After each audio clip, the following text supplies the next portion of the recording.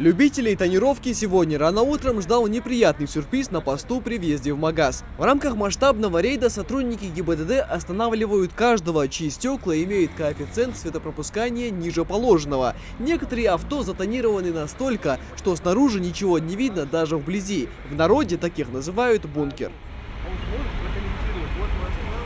Согласно новым правилам, светопропускаемость ветрового и передних боковых стекол должна быть не менее 70%. Замер тонировки делают специальным прибором. Процедура проводится при определенном освещении, температуре, давлении и влажности. Добросовестные автолюбители не понимают, зачем вообще тонировать передние стекла.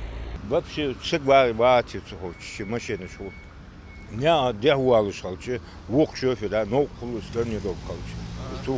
Поворот, вообще ключи здесь мех.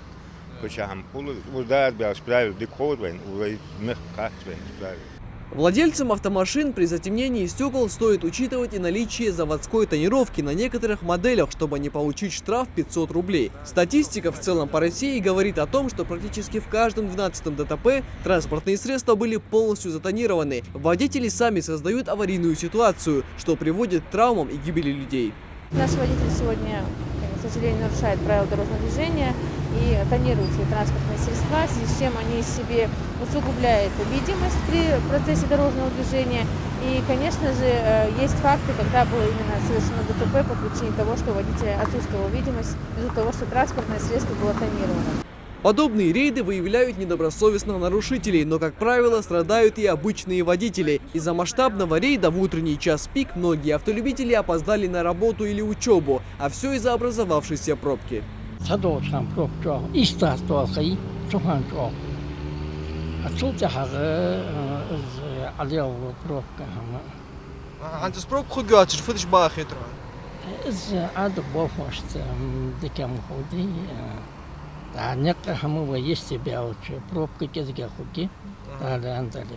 Рейдовые мероприятия по отработке грубых нарушений правил дорожного движения проводятся с целью стабилизировать обстановку на дорогах республики, утверждают в ГИБДД. Операция под кодовым названием «Тонировка» продлится с 19 по 28 апреля. Михаил Тангиев, Адам Далаков, Новости 24.